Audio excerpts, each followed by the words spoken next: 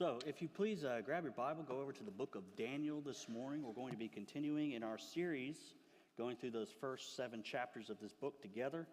If you wonder why 7, well, at the end, I'll tell you. And, of course, welcome to any who are visiting with us today. I see a few unfamiliar faces out in the crowd. Well, not unfamiliar, but a couple of you and a couple returning. So welcome, great to have you back, great to have you in.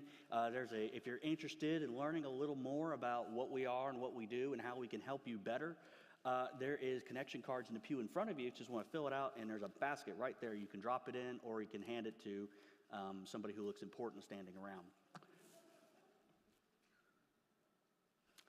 So Daniel chapter 1 is where we're picking up. Now, in the first half of the 20th century, there was a rise of hunger strikes as a method of protest. And one prominent example of this was during the Irish War for Independence in the 1920s.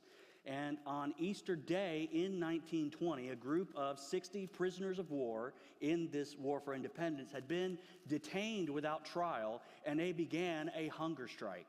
They refused any provision or concession offered to them by the detainment officers.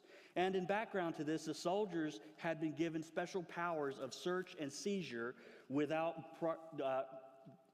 proper process, as well as detainment. And this led to people being held here in these prison camps. And the strike was to bring attention to the abuse of this very provision by the occupying military. Now, the number came to 100 men who were being kept as prisoners, and it gathered the attention of the media, which led to a demonstration of somewhere between 5,000 to 10,000 people in Dublin. Now, after 14 days, they managed to negotiate a successful release of the prisoners, and also managed to put an end to that special provision that had been so abused by the occupying army. And this event led to a chain of hunger strikes that stretched into the Irish Civil War that happened after the War for Independence over the next several years. And we have since seen these strikes occur for many other causes, such as nuclear disarmament, a cause that deserves a lot more attention than we give it. No matter what side of weapons you're on, those things should be taken apart and destroyed. Another thing is world hunger and Veterans Fast for Life in 1986. And though when we hear the word hunger strikes, we often tend to think of Gandhi or John Lennon and Yoko, or just some defiant teenager who's just really mad at this new rule their parents have. But the impact that these have had on our history in significant ways is undeniable. And a place we see something similar to that, though different ways, is here in the book of Daniel chapter 1. We see this happen when these 4 young exiles choose to take a stand on, of all things, their diet against the aggressive reprogramming of the Babylonian king. And in this, we're going to see the risk they took for faithfulness to God and the reward that God gives to those who trust and obey Him above all others. And so we start in verse 8 with number 1, the risk of faithfulness. It says, Daniel determined that he would not defile himself with the king's food or with the wine he drank. So he asked permission from the chief eunuch not to defile himself. Now, last week, we began this book by looking at the opening lines of Daniel, which gives us a timeline to when all of this is taking place. It is after the reign of King Josiah, a righteous king who died in battle with Egypt, and the people placed his son on the throne, and a man loyal to Judah and the ways of God. But Pharaoh usurped the people and placed Jehoiakim, previously known as Eliakim, on the throne instead to operate a puppet government in his stead. And Jehoiakim was not loyal. He switched his loyalties from Egypt to Babylon and then back again. And as a cost for betraying Nebuchadnezzar, the king of Babylon sieged Jerusalem and took the king and a number of other young men captive. That was the beginning of his reprogramming project. Now, with them, he took the precious vessels from the temple and put them in the temple of his god, likely the god Marduk, stripping Judah of their very identity, stripping Jerusalem of its identity. It was his statement of saying that no longer would they be ruled by the God of Abraham, but they would be ruled by the gods of Babylon and their king. And he took the young men and changed their names to identify with these Babylonian deities. Their names have specific references to Marduk, Bel, and Nebo. These were all the chief Babylonian gods. And this project of Nebuchadnezzar was the total annihilation of what it means to be Israel in the biblical sense. He took their temple, their land, and their names. So how will they remain faithful under these circumstances? How will they endure this kind of treatment and remain a faithful follower of the one true God? Well, this morning we're going to see that there comes a point where, when everything is being taken from you, enough is enough. There are lines that cannot be crossed. And with that action, with that line in the sand, with that driving the post down and digging the heels in, there comes great risk. But with, as they say, great risk comes great reward. Now in verse 8, we're carried on in this story by being told that Daniel determined not to defile himself. Now how did he do this? Well, he would not take the king's food or the wine that he drank. Now this naturally caused a bit of a stir. And the identification of this as the king's food doesn't mean they were taking from Nebuchadnezzar's table and putting it over there. It means it was provided for them out of the king's provisions and money. It was served to them, brought to them basically on a platter. Now, for young men who have been dragged from their homeland, it would seem that any food would be welcome, but not for Daniel. So Daniel brings us up to the king's servant who was watching over them, the servant who favored Daniel. And the servant answered this. He says, I fear my lord the king, who assigned your food and drink. What if he sees your faces looking thinner than the other young men your age? You would endanger my life with the king. Now Nebuchadnezzar had given this man charge over them. And much like what we saw when we studied the book of Acts together, where Roman soldiers were responsible for the prisoners they had at the expense of their own life, so also this man was responsible for these exiles, even more so than his own well-being. He was the king's proxy to them. His word was the king's word, and his decisions must align with the king's decisions. To go against the king's word and would not have them be fit and capable servants to the king would be treason. It would be stealing from the king. Daniel was not just risking his own life by taking this stand. He was risking this man's life as well. And we read on. It says, Daniel here, please test your servants for 10 days. Let us be given, now Chuck, don't cover your ears for this. Let us be given vegetables to eat and water to drink. Then examine our appearance and the appearance of the young men who are eating the king's food, and deal with your servants based on what you see. He agreed with them about this and tested them for 10 days. What would make Daniel take such an extreme risk? He's playing with fire here. If this did not go in his favor, he would not just be risking his own life, but the lives of the 3 others with him and the servant. Now, most of us, when we see those kinds of odds, would be very reasonably so hesitant to make such a choice. It's fine if it's our life, but to endanger others is almost unheard of. And with so much at stake here, surely there must be a cause. There must be a reason that this is the place where Daniel makes his stand. And scholars agree there is a reason. And there are several reasons offered for this action. Number one being the dietary laws. The food that they were being served was not kosher, most likely. And so faithfulness to God's law demanded that they would be sure that the food that they ate was in line with the prescribed law that they were given. The recent reign of Josiah had brought knowledge of the Torah. It would mean fresh knowledge of these restrictions sitting in their minds. They would have been reminded. You remember the story when Josiah brought out the law and it was read to the people again. And the food, second reason, the food had been offered to idols. Now, this is part of their custom. The first fruits of all this food would be offered first to their gods, so that this food would be now considered to their minds as unclean. And thirdly, a third reason given is this is a matter of identity for them. To surrender their land, names, and what they put in their body is a touch too far. They can't control the land. It was taken from them by force. They couldn't control their names. And if you read here, they weren't going by those names that they were given, but they couldn't control that, what they were called. But they could control one thing. They could control what they ate.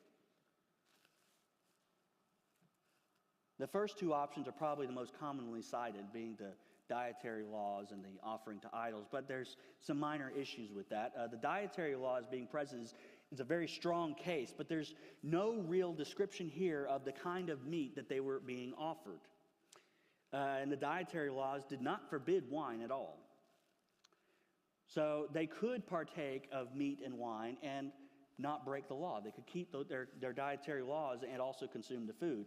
Typically, if this was something that was going to be in defiance of what they were not allowed to eat, it probably would have mentioned it. You see this, for instance, in the book of Maccabees. You see when they were being forced by the occupying force to consume pork, it states specifically what was going on and that was the defiling reason. But we don't find that here in Daniel. So, second is about idols.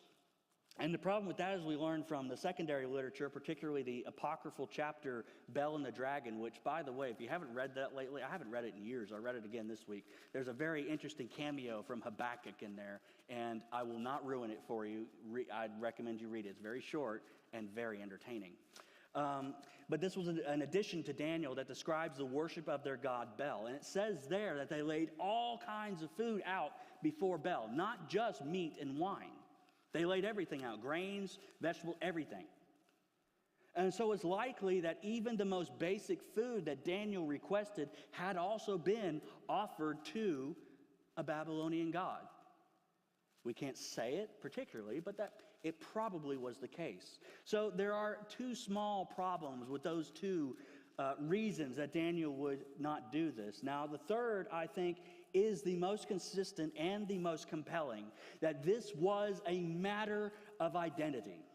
Because throughout this entire chapter leading up to this point, the Babylonians had been reprogramming all of their captives. They had taken them and changed everything that they had ever known. And in their efforts, they're trying to force these Israelites to be Babylonians. And for the majority of the exiles, they have succeeded. You notice it is only Daniel and his 3 friends who are taking part in this particular test. All of the rest that the eunuch had mentioned were probably exiles from Judah, including the king who had been carried away with them. But for Daniel and his friends, they had to draw the line somewhere. They would not change what it meant to be a follower of God for temporary comfort. There is no faithfulness without risk. Faithfulness will always cost you something.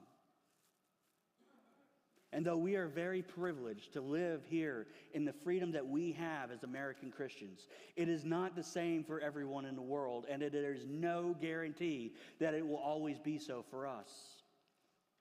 In a culture that tells us to choose the lesser of two evils, that looks for a place of compromise, that seeks to take the path of least resistance, we too are faced with the same challenge that Daniel has been given. How cheaply can your faithfulness be bought? For temporary comfort? For somebody you like? For somebody who says the things you like or says the things about people you don't like that you like? How cheaply can our faithfulness be bought? This is a time to know where that line is. To consider the risk of faithfulness. But don't be discouraged by this, because just as faithfulness comes with risk, it also comes with reward. And that's number 2. We see the reward of faithfulness. In the early church, persecution was rampant. Toward the end of the first century and the beginning of the second, hatred against Christians was at an all-time high in the Roman Empire. Nero and Domitian imposed stronger punishments through crueler means to those who had become part of this new religion that was coming up in the empire.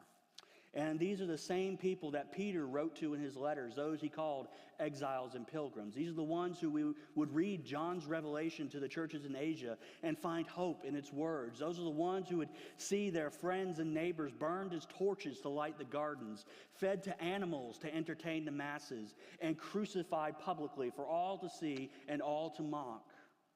There was a great cost to their faithfulness. They would not bow to the emperor. They would not throw incense on the altar and say, Caesar is Lord, because only one was Lord to them, and that was Jesus. But the risk was far outweighed by the reward. Faithfulness to God meant something more to them. It meant something greater than even their lives. It meant relationship with Him. It meant life in Him. It meant He was going to be their God, and they would be His people. And it would happen not just here and now, as the emperor would only be Lord over them and show favor to them in the now, but they were looking for eternity. They were looking for the one who would rule over them forever, that they would always be faithful to, who would dwell with them and fill them and direct them and guide them. The reward for this risk was far greater than even the most violent and cruel death, and it was a reward that they gladly took. And Daniel and his 3 friends are in that same situation. The risk faced to them is the end of faithfulness. Because clearly everyone else was just going to go along with the get along. What would happen to the faithful followers of God? They counted the reward of God's blessing, the reward of God's ways being carried on, the reward of faithfulness greater than the risk of their lives. And the same remains true for those who follow God now. Those who walk in His ways will sometimes be called upon to take a risk. There are times when we cannot compromise, when we cannot stand by and let things happen. A time when we must stand up to the world that seeks to bend and shape us and say, no, no farther. That's it. Just as there is a time for peace, there is a time for fighting. But we do not fight as the world does. And here's where things get interesting. We do not amass to ourselves power and influence. We do not use wealth and weapons as a means of warfare. We do not weaponize resources to make a point. Ours is a very different warfare. It is a spiritual warfare, because the secret of Christian resistance is not in the defiance, but it is in the obedience. Now, doesn't that sound very counterintuitive? Well, here's what I mean. Like the apostles before us, our main point is when we stand against the world, it is that we must obey God rather than man. Now, that sounds like the same thing, doesn't it? But it's not. The main point of our action, our resistance, our defiance, is obedience to God, not our defiance to man. Plenty of people defy worldly authorities for really dumb reasons. We don't define what we do by our resistance. It is defined by our obedience. Now, the way the world does it is quite the opposite. Now, last weekend in the United States, we observed Independence Day, where 249 years ago, our founders stood in defiance of the most powerful empire the world had ever known, and they took up arms for their freedom. And that idea has been immortalized in our minds by images of George Washington standing on the bow, crossing the river, a line of soldiers behind him, each one holding a weapon. We think of men who stood in a hall and wrote the Declaration of Independence, their statement of final defiance against the king. When we think of these things, we think of disobedience and the stand that they took by force to do what they felt was the right thing to do. Well, Christian defiance works a different way, and I'm not saying what they did was right or wrong. What I'm saying is I was using as an example we're all familiar with.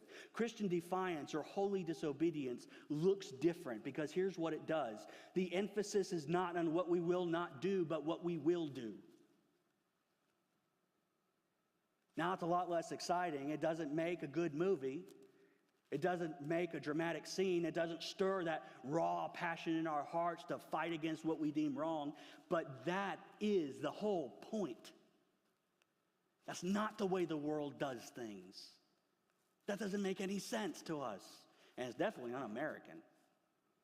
I mean, when was the last time you saw an action movie where it's like, I'm going to go do the right thing, or I'm going to fight the bad guys? One sells a lot more tickets than the other, I'll tell you that. Obedience to God should not be something dependent on theater, drama, or passion, but something that comes out of a life lived in a Godward direction. Obedience to God is not a once-done act of defiance, but it's a whole pattern of life that leads up to those moments. It is our identity. Because there is a time for standing against tyrants. There is a time to speak up and speak the truth to those in power. There is a time to call those in charge to account. And it is not that we passively allow evil to occur. It is how we address it that sets us apart from the world. For Daniel and his friends, obedience to God's law was not a matter of sticking it to the man. It was a matter of being who they were called to be. God had called them to live a life of faithfulness to Him, to walk step by step in His way, to be a light to the nations. And that's what they were going to do no matter what nation they lived in, no matter which way the wind was blowing, which way the current was going. And just as it was for them, it's the same for us. No matter what land, what time, or what social situation we are in, we should be willing to trust in God's purposes and obey His commands, to be a light to those who are on the outside, to walk in His way and obey His commands. It is not a thing we do as defiance. It is not a point of action, but a way of life. It's not when policies are in place that you disagree with that you live in accordance with your values. I've told you before, I haven't done it in a sermon yet, but hey, here goes. I got to sat down with one of the directors at Women's Resource Center last year. And Richard and I sat down with her, and we spoke with her about, well, how has it been since the Roe v. Wade was overturned? How has it gone? And they're lacking support now. Ever since it was overturned, they have been steadily dropping support. Now, what that tells me, people are much happier to fight against something than fight for something. They're plenty willing to fight against a world that they don't like, but will not fight for a world that they want to see. Because I'm just saying, Roe v. Wade overturning was the beginning of the real work. Because now you have mothers and babies and families that need more support than ever before. You have a chance to get involved in those lives and do something about that. But what has been people's response? Oh, well, got that done. I'll go back to my comfortable life now. That's not the way it should be. It is not when things that we disagree with are active that we live accordance with our values. It must be a way of life. If you are pro-life, be pro-life. And that's cradle to grave. Stand for them. Those who need help, those who are weak, those who are hurting. You believe life is valuable, treat it that way. Even the ones you disagree with, even the ones you don't like, the ones who don't look like you, think like you, vote like you, talk like you, those are the ones who matter. Because we believe that men are made in the image of God, and they are valuable and precious in His sight, no matter what they look like, where they come from, how much they make, whatever, which way they choose to go with their lifestyle decisions. None of that matters. If you believe they are made in the image of God, act like it. And it's the same for us. It's not when you like who's in charge that you live in accordance with God's law. It's when you don't and when you do. It's not when your team loses that you stand against wrong. And might I add, it's also not when you stop calling out the wrong even in your own team.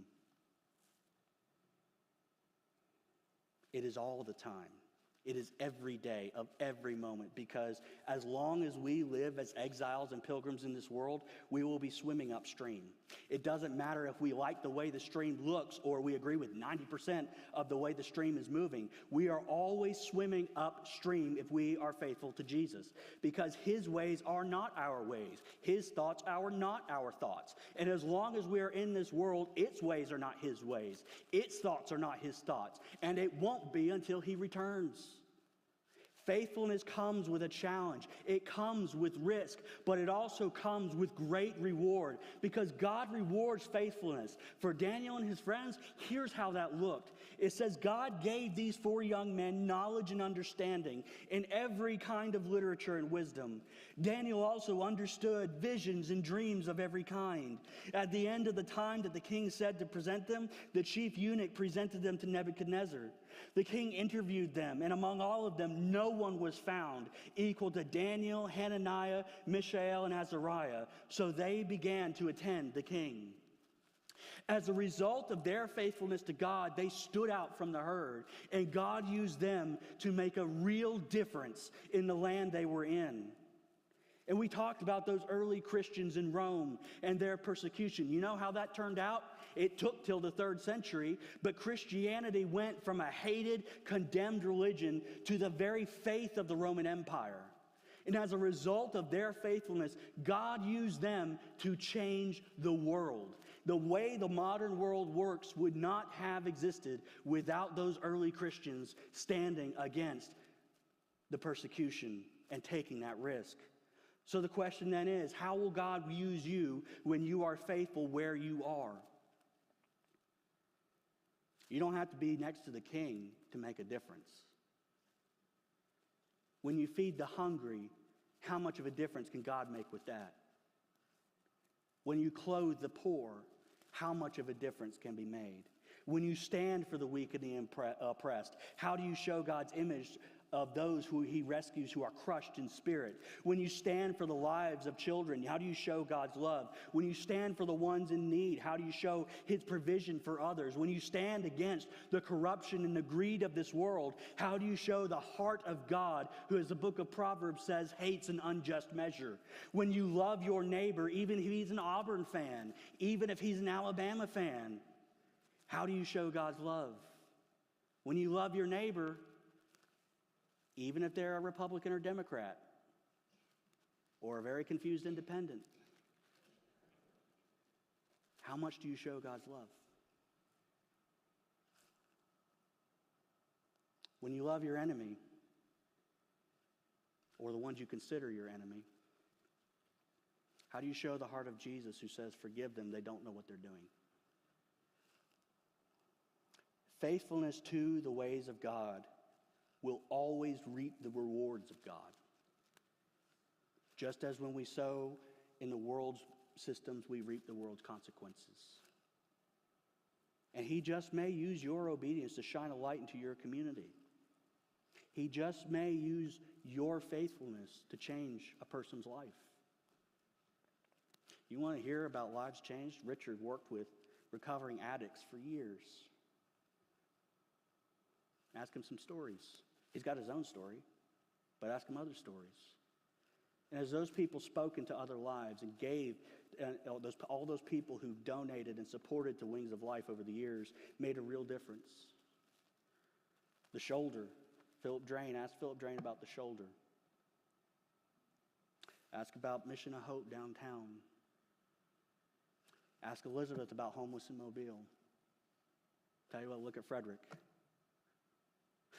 Here he is, one of the most faithful members of this church, just saying. And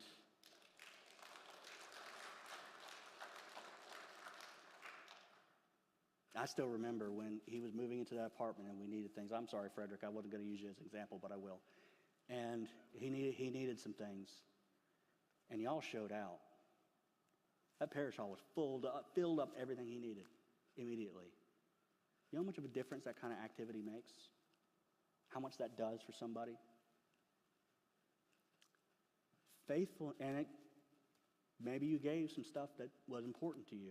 I know somebody gave some family items that they'd had for years. They put it there because they're like, they need it.